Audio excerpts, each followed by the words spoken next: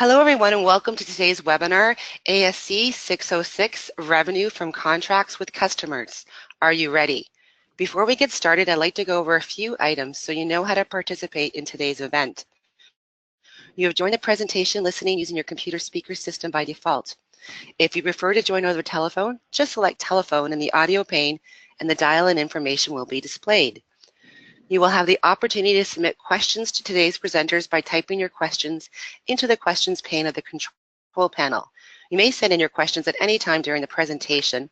We will collect these and address them during the Q&A session at the end of today's presentation. For any questions that we are not able to answer, today's presenters will respond directly to you via email. In addition, we will have 3 polling questions throughout the presentation today. In order to receive CPE credit, you must answer all 3 questions. Today's webinar is being recorded and you will receive a follow-up email with a link to view the recording. Our speakers today are Mary Palladino, Mark Fagan, and Vincent Abruzzi. And now I'd like to introduce Mary Palladino to begin today's presentation.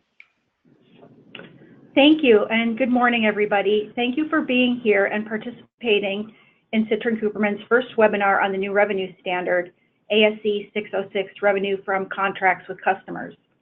I'm Mary Palladino, and I'm a partner in our insurance practice, and with me this morning is Mark Fagan, Managing Partner of our Norwalk, Connecticut office, and also an assurance partner, and Vincent Abruzzi, a Director in our White Plains office. We are all members of Citrin Cooperman's Revenue Recognition Task Force, and Mark is one of the co-leaders. The new revenue standard is the culmination of more than 12 years of work on a joint project between the FASB and the IASB, with the overall objective of developing a unified, principles-based standard on accounting for revenue with customers.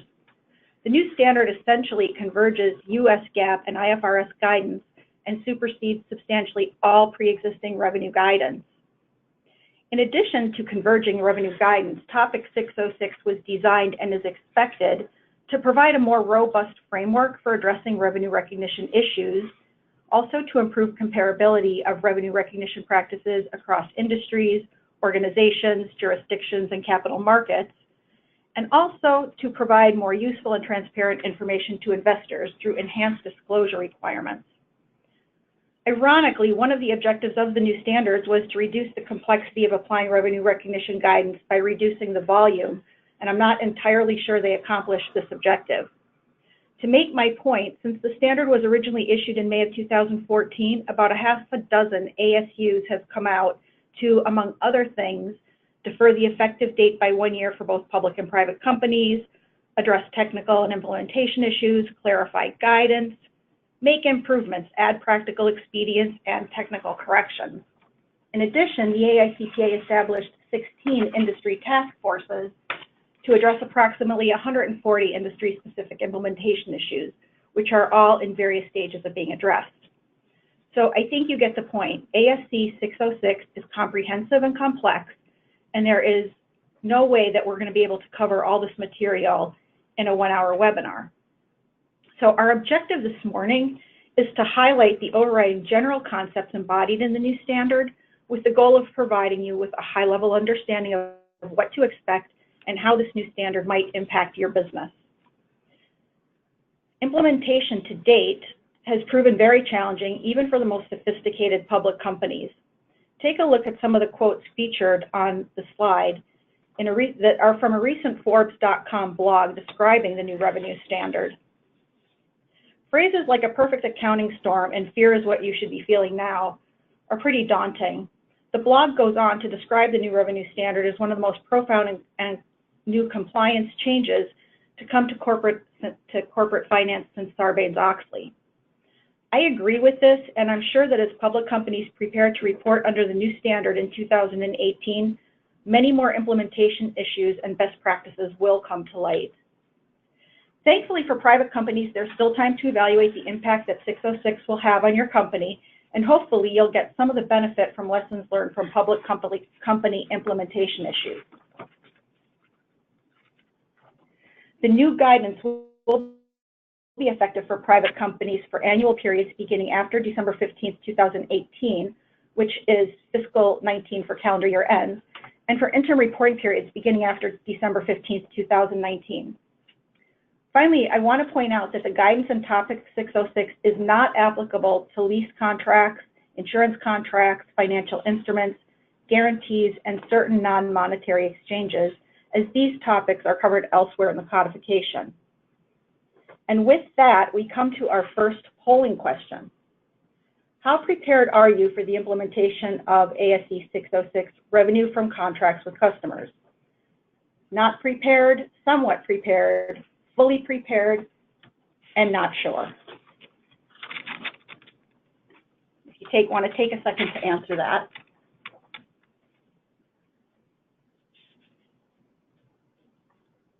Well, early polling results show that about 45 to 50% of you are not prepared, 26% are somewhat prepared, 2%, I'm impressed, 2% are fully prepared, and 26% of you are not sure. So hopefully by the time we get to the end of this presentation, you will feel a little bit more prepared and at least have some of the tools to move forward with your implementation. With that, I'm going to hand it off to Mark Fagan. Thanks, Mary. And you know what, it's interesting that 26% is not sure, and that's fair because there's a lot of, I guess, questions as to what 606 really means. So again, hopefully we're going to be able to clarify that for a lot of you. So here's the agenda. I'm not going to spend any time on it, but these are the core components that we're going to be going through. Let's jump right into it. So I think what's important to start off with is the core principle.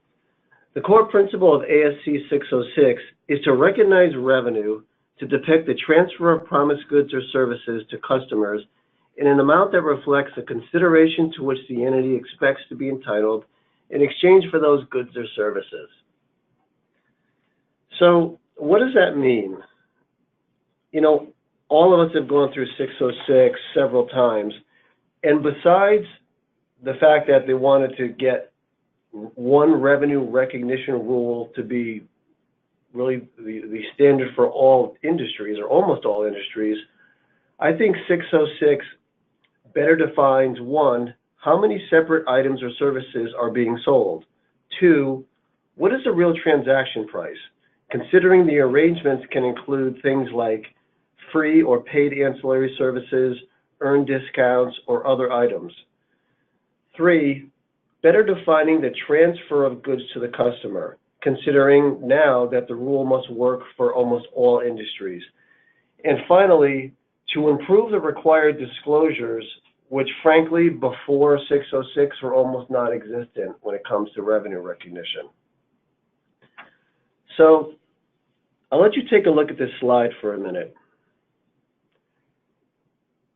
These are the 5 steps to revenue recognition, and really, when you look at 606, the primary components of 606 as a whole. It really spends almost the entire time going through these 5 steps. We're going to go through these steps at a high level only, as Mary talked about, as time allows, and again, it's just an introduction. But I think this is really important and timely with 606. I really believe, and this group believes, that all entities need to re-examine the revenue recognition policies for all of their revenue streams. This should be done even if it appears on the surface that 606 will not have an impact. And the reason I'm saying this is because until you perform steps 2 and 3, until you go through and do the work, you're really not going to know if 606 affects you.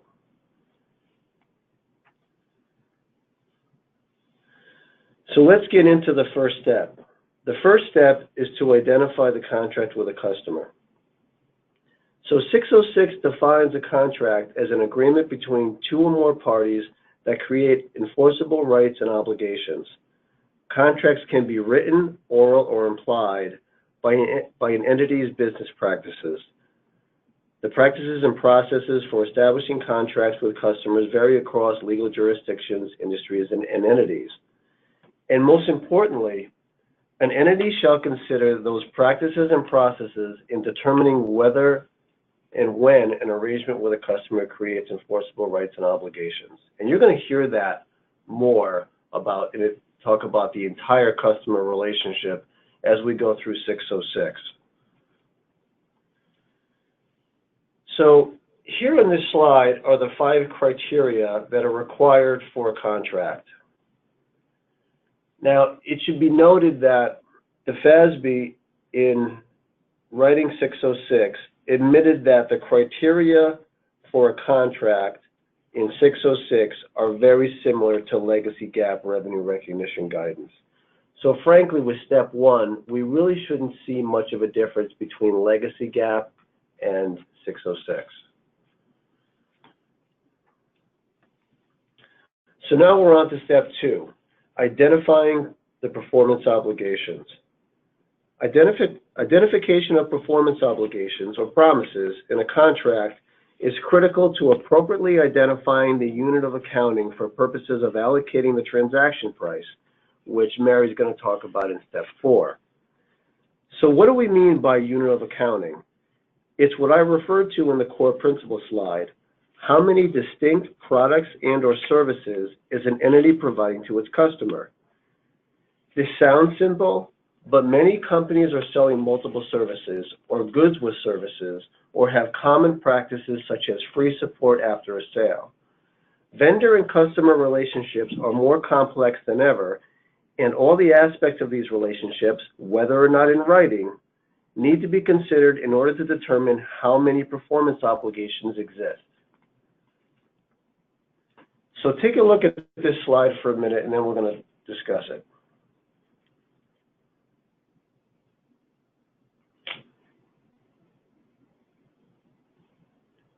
This slide defines a performance obligation as a promise to deliver a good or service to a customer. Now, 606 requires that an entity must identify, consider, and recognize all performance obligations at the beginning of a contract versus perhaps to consider and recognize certain ancillary obligations when they actually occur. That could be a big difference from legacy GAAP. For instance, promised goods and services now includes stand-ready obligations, which may not have been considered deliverables under legacy GAAP. We're going to talk about that in the next slide.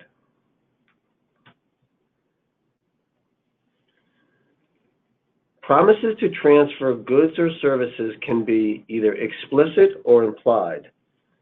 Now, explicit promises are easy to identify, that is. And they're the obvious ones: the sale of inventory, the performance of an agreed upon task, arranging for a service or transfer of goods between two parties, granting licenses, constructing, manufacturing, or developing an asset on behalf of a customer. Implicit promises, though, they're more difficult to identify, and this is where you've got to look at the entire customer relationship to see what type of implicit promises exist, and you may not have done this in the past. For example, a standby ready obligation is a promise that a customer will have access to a good or service rather than a promise to transfer the underlying good or service itself. Standby ready obligations are common in the software industry. In other words, unspecified updates to software on a when and if available basis, and may be present in other industries. Such items might include loyalty points awarded by supermarkets, loyalty points awarded by airlines and hotels. Although the entity may not consider these goods or services to be the main items the customer contracts to receive, the FASB concluded that they are goods and services the customer pays for, and the entity should allocate consideration to them. We're not going to go through this slide. It's there for your reference, but it's something you may want to go back to, which, as far as implicit promises.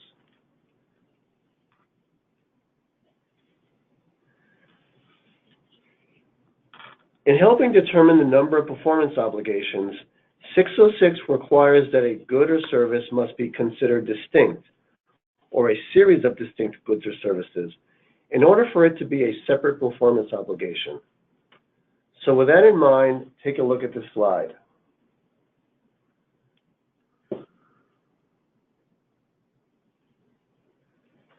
So the last paragraph is very important because it's critical in determining the number of performance obligations and ultimately how revenue will be recognized.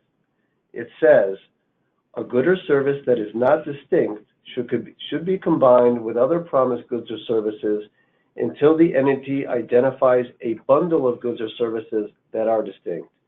Now let's go to the next slide. Take a minute to read this slide.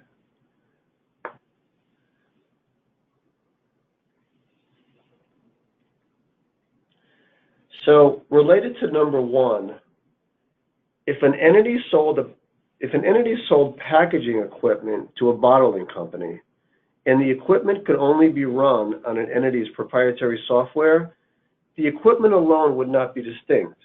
Why? Because it would be of no value to the customer without the software.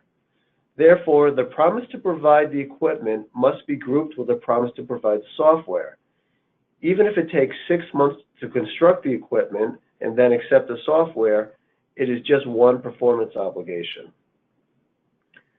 Now, related to number two, the separately identifiable, let's go to the next slide. So 606 requires that in assessing whether an entity's promises to transfer goods or services to the customer are separately identifiable, the objective is to determine whether the nature of the promise within the context of the contract is to transfer each of those goods or services individually, or instead the transfer is really a combined group. So you've got to look at the substance of the transfer, not the form of the transfer. Vinny, I think that's a good time for you to chime in regarding the disclosures, again, for non-listed companies related to performance obligations. Yeah, Mark, definitely.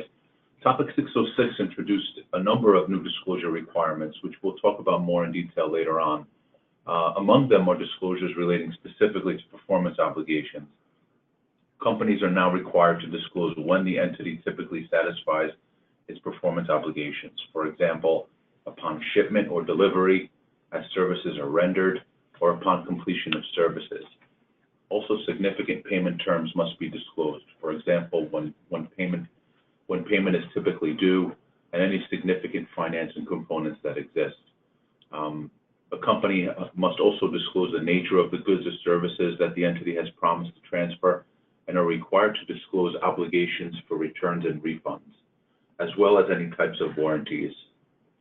So we're only on to step two, and we're already required to have significantly more disclosures than we had in the past. Right. So now we're on to step three. As performance obligations are satisfied, and I'm sorry, let me back up. Step three is determining the transaction price. As performance obligations are satisfied, revenue is recognized for the amount of the transaction price that is allocated to that performance obligation. So that statement talks a lot about step five, which Mary's going to take us through, versus step three. But before we can get to steps 4 and 5, we need to determine the transaction price. Now, as I mentioned, 606 is forcing entities to look at the entire customer relationship to determine what the true transaction price is. So 606 defines a transaction price as the amount of consideration to which an entity expects to be entitled in exchange for transferring promised goods or services to a customer, excluding amounts collected on behalf of third parties. An entity must consider the terms of the contract and its customary business practices, again, we touched upon that earlier, in determining the transaction price. The consideration promised in a contract with a customer may include fixed amounts, variable amounts, or both. The table on the following page demonstrates the components that must be considered in determining the transaction price. So take a look at this slide. This is how 606 defines what should be included in a transaction price. We're going to concentrate on just a few of these the ones that are really most relevant and that we see most often, and probably the most complex. So the first one we're going to concentrate on is fixed consideration. Cash flows in a contract with a customer that are known as of the contract inception and do not vary during the contract. Variable consideration. Variable consideration may result from discounts, rebates, and as you can see, many different things. We're not going to spend time on significant financing components nor non-cash considerations, but we're also going to touch upon consideration paid to customers.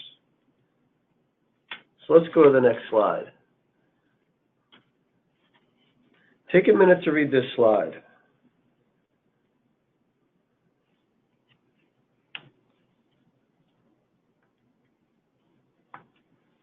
Again, as I talked about earlier, 606 requires an entity to consider customary business practices when going through all 5 steps, not just what is or is not in writing. And that's what they're trying to emphasize here. So variable consideration. The following are common features in contracts that may be more difficult to identify as variable considerations, and you see that there. Now, many entities will see significant changes in how they account for variable consideration. This is a really key component of 606. This will be an even more significant change for entities that do not attempt to estimate variable consideration under legacy GAAP and simply recognize such amounts when cash is received or when it's known as with a high degree of certainty. And I think one thing we can see is that there might be a lot of entities out there that weren't probably exactly complying with legacy GAAP. And again, that's why I'm saying that this is a good time to review all of your RevRec policies. So there's a couple of different methods that 606 requires you to use when calculating variable pricing. The first is the expected value method, and the second is the most likely amount method. Let's go to the second one and just talk about that for a sec. The most likely amount method is just simply the single most likely amount in the range of possible variable consideration that you expect to occur. Now, whether you use the first or the second one of these, the same method must be used consistently throughout the life of the contract when estimating the effect of the uncertainty on an amount of variable consideration. Now, on the expected value method, let's go to an example. It makes it a little easier to understand. So in this example, you've got a variable consideration that could be anywhere from $0 to $100, and it could be for any variety of things. It really doesn't matter. What I'm trying to point out here is how it's calculated. Now, the entity feels that there's only a 5% chance that they would be able to achieve the whole $100 of variable consideration, and you see only a 5% chance they're going to receive $20 of the $100 consideration. They really think they've got their best shot at getting $80 of that 100. And what you do with this expected value method is you multiply the probability by the expected result. You come up with a probability weighted amount, which totals to $63. So in this instance, $63 is the amount of revenue you should recognize related to variable consideration at the inception of the contract. Again, it's different than legacy GAAP, where a lot of times entities were not recording this until they knew about it. You've got to price it in at the inception of the contract. Now, with that, you could, it almost begs to say, then could we have more or less than what actually happens? That's where constraining estimates comes into play. An entity shall include in the transaction price some or all of an amount of variable consideration estimated only to the extent that it is probable that a significant reversal in the amount of cumulative revenue recognized will not occur when the uncertainty associated with the variable consideration is subsequently resolved. This is called constraining estimates. So the concept of constraining estimates is a new way. It's new in 606. It's a new way of evaluating variable consideration, and it applies to all types of variable considerations in all transactions. Legacy GAAP has various requirements and thresholds for recognizing variable consideration. And again, now we're taking a bunch of different rules with different industries and bringing one rule in to apply to almost all industries. As a result, the accounting treatment is going to vary depending on the guidance that you had in Legacy GAAP versus now what you're required to do in 606. This is where you've really got to be careful to see how 606 affects you. And as expected, we've got 606 requires that an entity update its estimates for variable consideration each reporting period in order to consider and include any changes in the circumstances. Mark, since we're on the topic of variable consideration and constraining estimates, I think it's important to quickly mention that entities will be required to disclose how they assessed whether their estimates of variable consideration needed to be constrained as well. Yeah, so you've got this complexity, and then you're going to have to disclose to the readers how you came up with it. Then the last thing I want to really talk about with variable consideration is consideration payable to a customer. It's a fairly common practice for entities to pay its customers when sales to such customers surpass agreed upon levels. Legacy GAAP practices often did not record the reduction in revenue until it was really incurred, or you actually had to make the payment. Under 606, again, these amounts must be estimated at the beginning of the contract and reassessed for each reporting period. So with that, let's go to polling question number 2. True or false?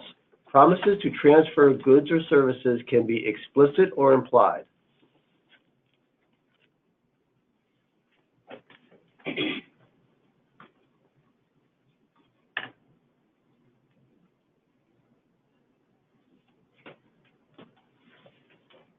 And we've got 98% true, so the 2% must have their computers off.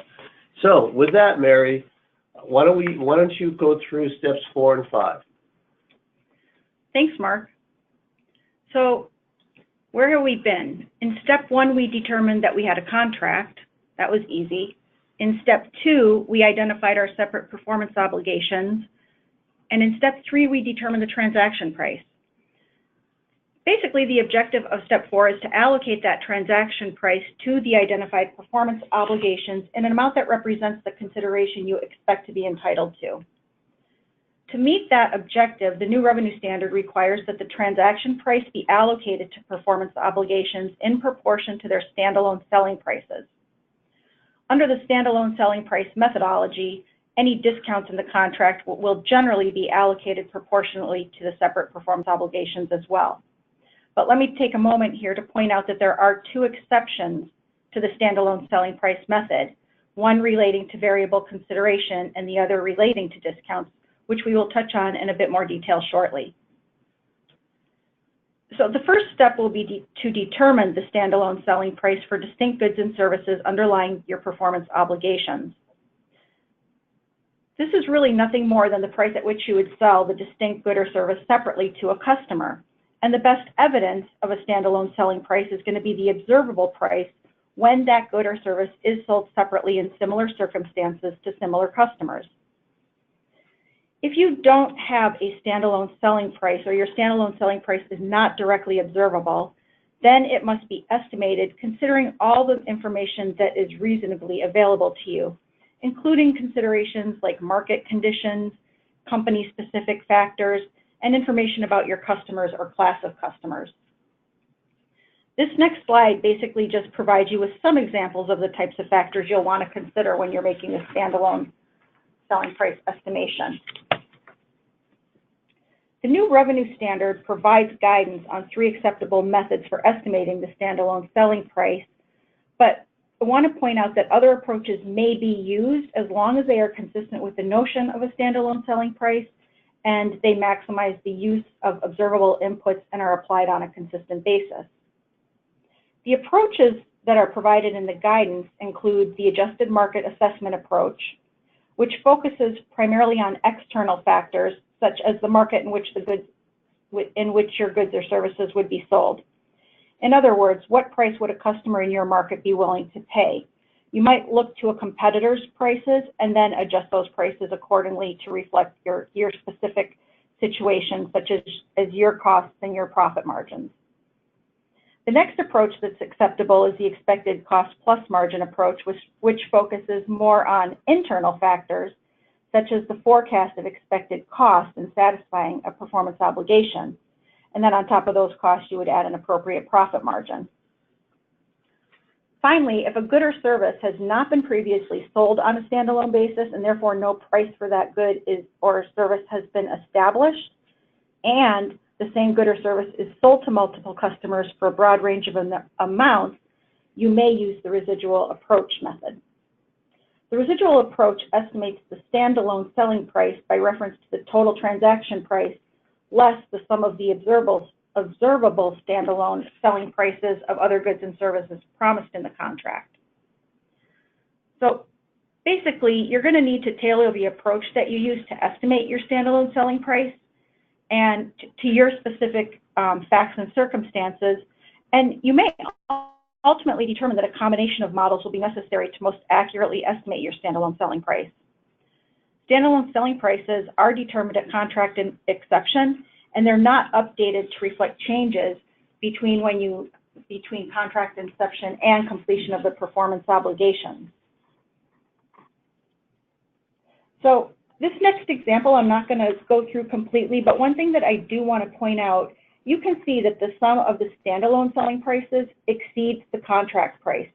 Your standalone selling price sum is $150,000 while your contract price is only $100,000, and so you have an implied discount of $50,000.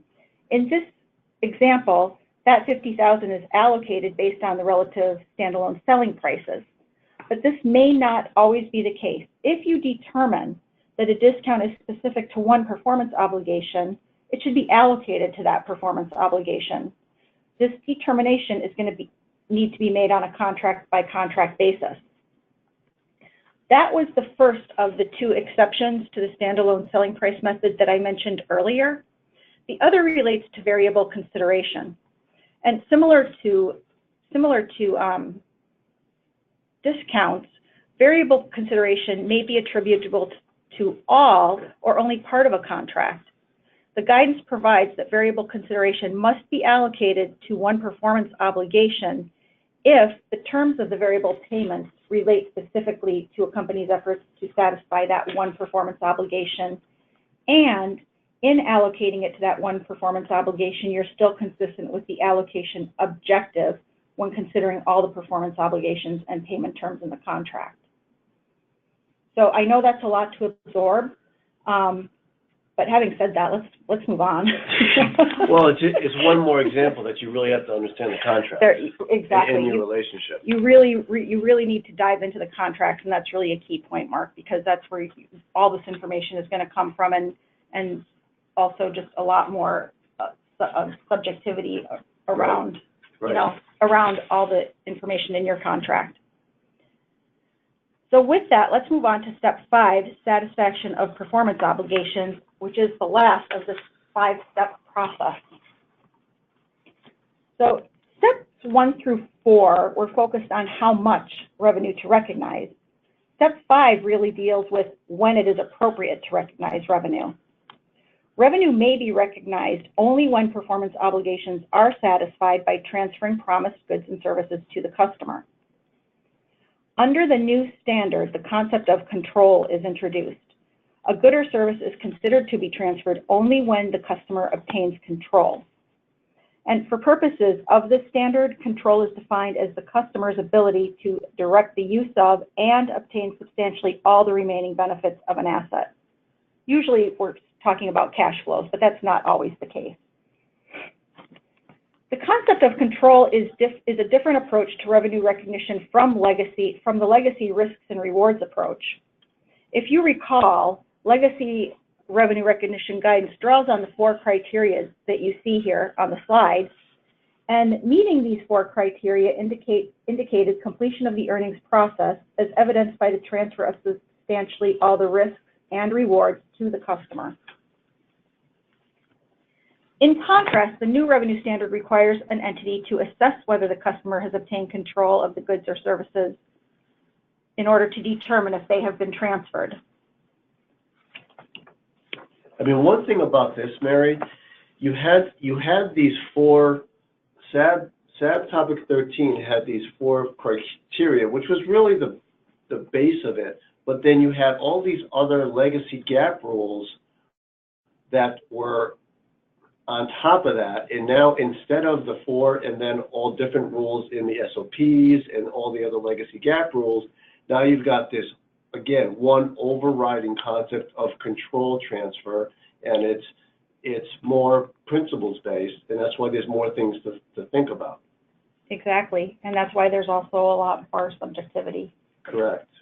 You know, it is principles based, not rules based. In the U.S., we love our rules, and this revenue standard is really geared towards principles, not rule. So when determining when to recognize revenue, you're going to need to determine whether control of a good or service is transferred over time or at a point in time. Again, this determination is made at contract exception, and as a rule of thumb, goods are transferred at a point in time while services are transferred over time. However, this is not always the case, and again, you're going to need to look back to the contract to make that judgment. So guidance for performance obligations transferred at a point in time is generally consistent with legacy guidance, so I'm not going to spend a lot of time here. If you can move to the next slide. Well, Mary, before you do that, I just do want to mention, since you mentioned point in time or yes, over a period of time, one of the disclosure requirements will be to disclose certain disaggregated information, and specifically their entities are required to include quantitative disclosures about revenue disaggregated based on transfer of goods or services at a point in time or over a period of time. So this is going to be another disclosure requirement. Yes. And you're going to have multiple, you know, some entities have both. Yes. So you're going to have disclosures of both. Right, absolutely. In fact, a lot of industries or entities will have both a point in time and transferred over time. So anyway, at a point in time, like I said, is generally consistent with legacy guidance. So I'm not going to spend a lot of time here, except to say that you don't need to meet all 5 of these criteria that you see on the slide to meet the threshold to recognize revenue. Rather, under the new standard, these represent criteria to consider in determining if control of a good or service is passed to the customer. Only one other thing I wanted to point out on this slide is on bullet C, the entity has transferred physical possession of the asset. Keep in mind that under the new control approach, physical possession may not coincide with control of an asset. For example, think of a consignment arrangement, or conversely, think of a bill and hold arrangement. So let's move on to transfer over time, because that's really one of the bigger changes under the new standard. So in order to assess if control of a good or service is considered to transfer over time, one of the following of these 3 criteria need to be met.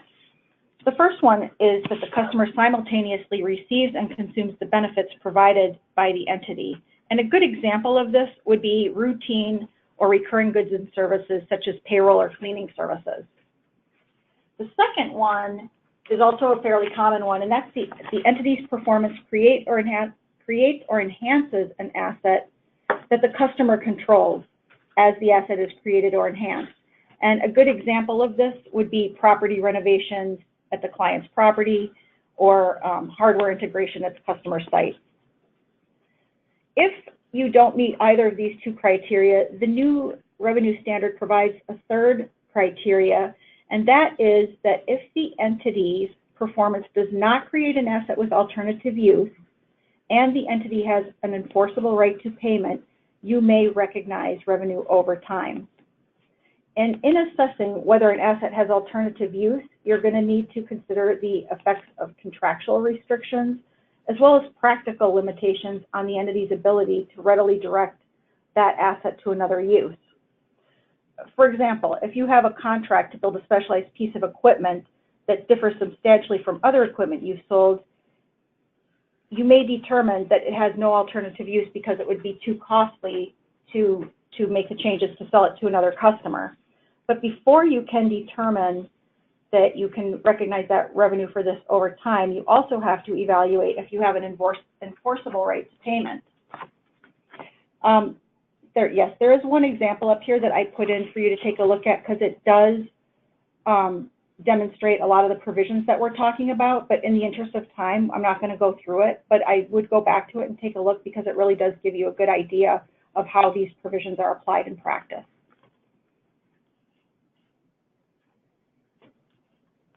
So once you have determined that you have an obligation that you can, or once you have determined that you do have performance obligations that can be measured over time, you're going to need to measure each performance obligation and determine, well, for each performance obligation that is satisfied over time, you'll be recognizing revenue by measuring the progress towards complete satisfaction of that performance obligation. To measure the progress towards progress towards completion, the standard requires the entity to select a single revenue recognition method that, for the relevant performance obligation, that faithfully depicts the entity's performance in transferring control of the good or service. And the guidance provides two methods that are appropriate: output methods and input methods. Output methods recognize revenue on the basis of direct measurements of the value to the customer of the goods or services that have been transferred to date relative to the remaining goods or services promised under the contract. Some examples of this would be surveys of performance completed, milestones reached, time elapsed. Output methods the guidance also does provide for some practical expedience in implementing the output methods. So I haven't listed them here, but if you determine that you're going to use one, you're going to want to look to that. Input methods recognize revenue on a basis of the entity's efforts or inputs to the satisfaction of a performance obligation relative to the total expected inputs to the satisfaction of that performance obligation. So I want to point out, though, that you don't get to choose which method you're going to use. You need to use the method that most faithfully depicts the outcome that is most appropriate. And that actually brings up another disclosure requirement. An entity is actually required to disclose the timing and the method used to recognize revenue. And an example that is mentioned in topic 606 would be a description of the output or input method used and how they were applied. Thanks, Vincent. And finally, in step 5, satisfaction of performance obligations, the standard does require you to update your estimate at each reporting period, but in that update, you're not allowed to change the method that you determined at inception. So with that, I think it is a good time to talk about disclosure requirements, Vincent. I agree. Okay. The next few slides will focus on the disclosure requirements for topic 606.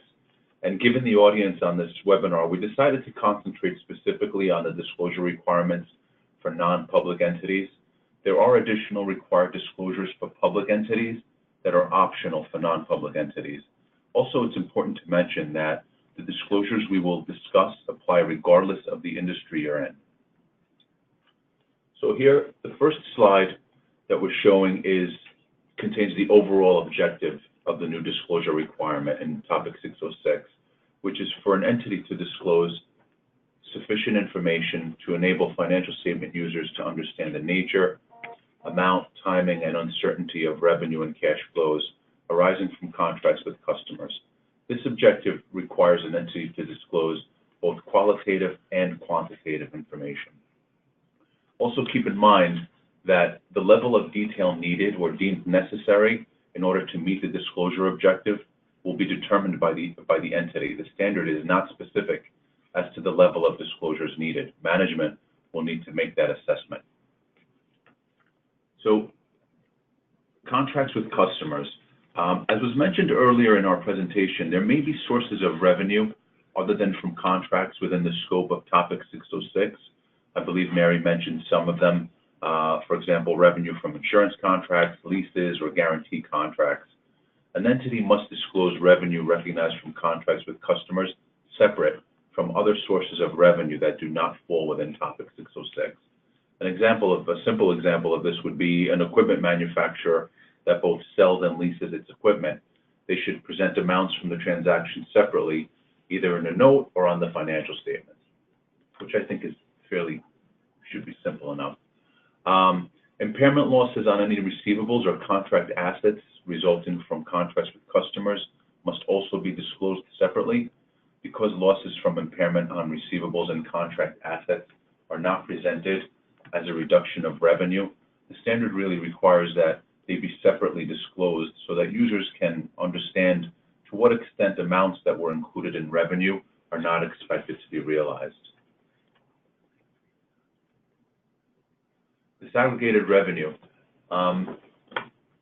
As part of the new disclosure requirements, entities are required to disclose certain disaggregated information. The information must be both quantitative and qualitative.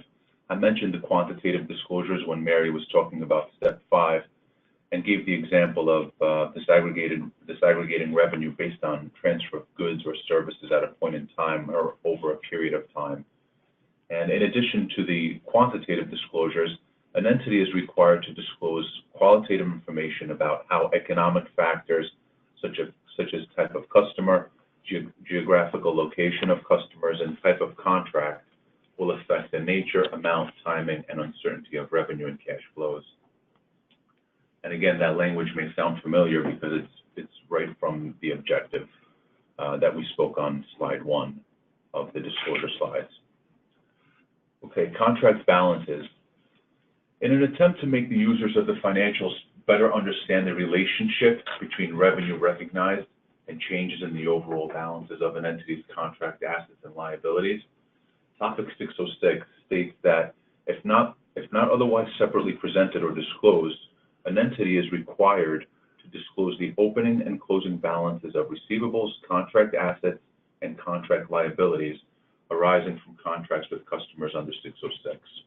And these contract assets, Vinny, and contract liabilities, this really revolves around variable consideration and what you're estimating at the beginning of the contract and subsequent disclosure periods as to what that variable consideration is going to be. So it's in addition to your traditional trade accounts receivable. Right.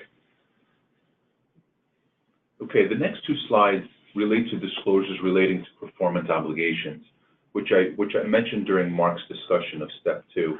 For the sake of time, I think we won't go over them again, but I just want to point them out for your reference.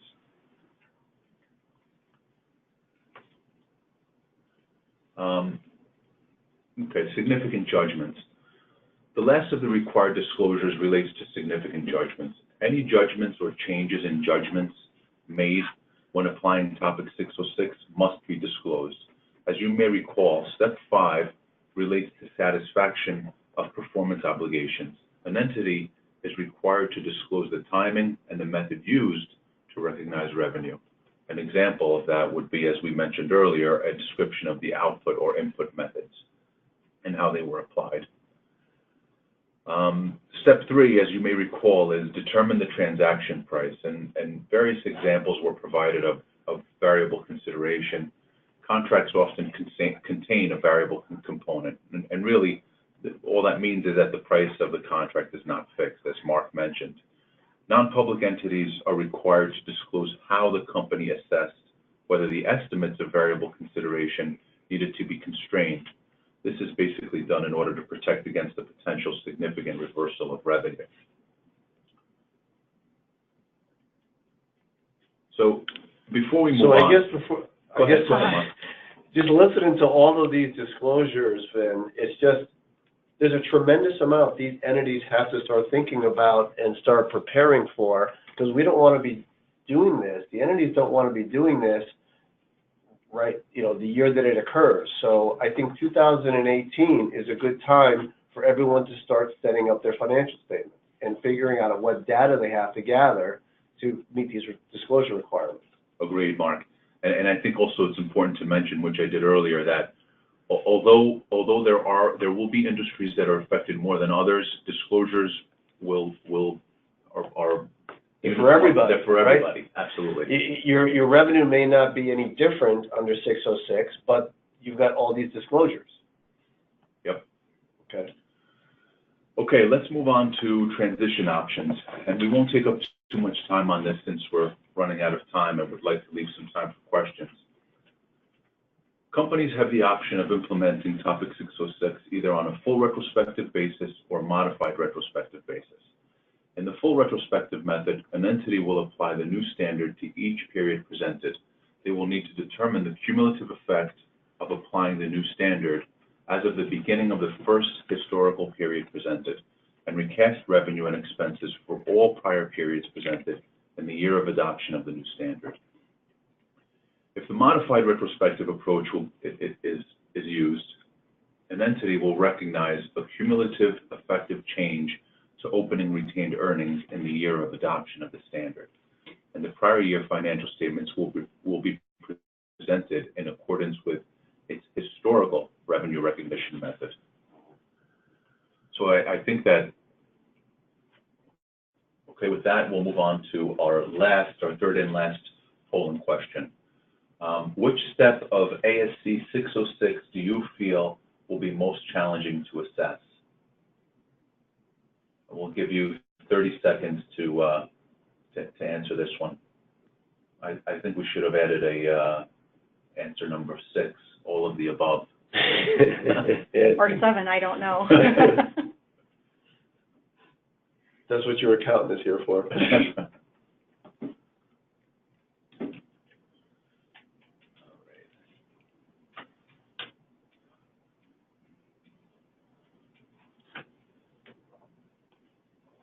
So it seems like predominantly 40% for step 4, which makes sense. Allocate the transaction price. That seems to be the most, one of the most subjective, I guess. Yeah, and I guess, thinking about it with the three of us, what we've been through, and maybe I spent a lot of time on step 2 and 3.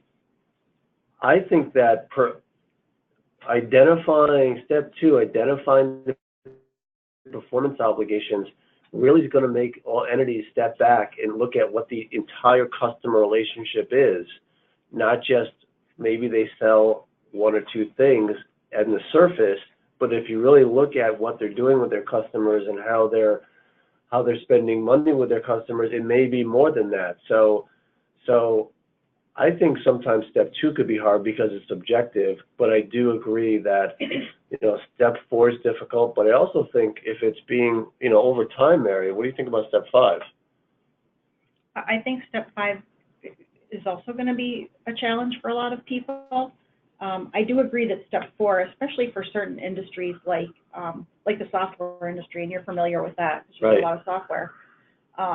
But estimating the standalone selling price for entities that have historically followed software revenue recognition guidance, this is going to be a big change for them. So I do think that for certain industries really is going to be quite a challenge. Okay, let's move on. So this slide contains some key considerations for transition that we feel should be on the mind of managers and service providers.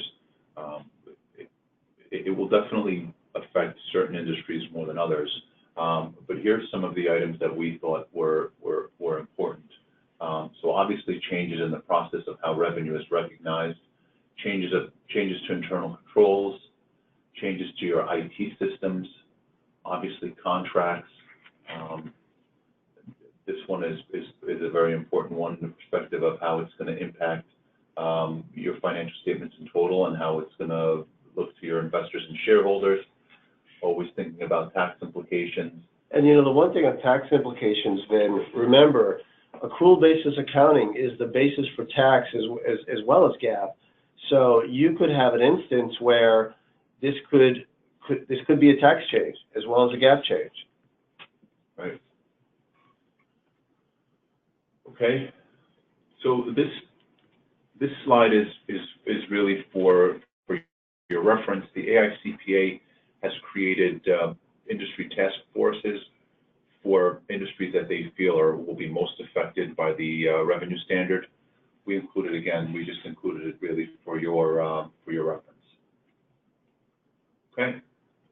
Any questions? So I think we've got a few questions from the group, don't we? I think one of them was, what do we feel was the most important one? And I think we covered that.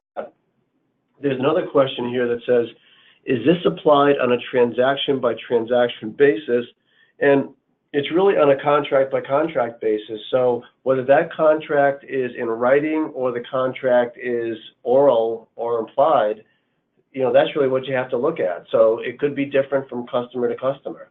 Right, and to your point, though, to this question, you could have a contract that has several transactions embedded in the contract, and in that case, it is going to be on a transaction-by-transaction basis.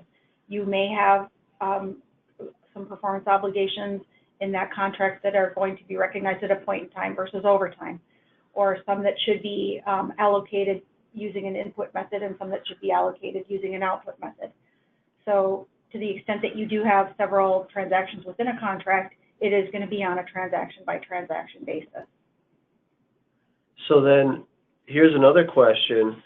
Does the difference between the legally enforceable amount, i.e. the invoice, and the amount recognized as revenue under 606 become a temporary difference for like tax purposes? And do you have any impairment issues with that?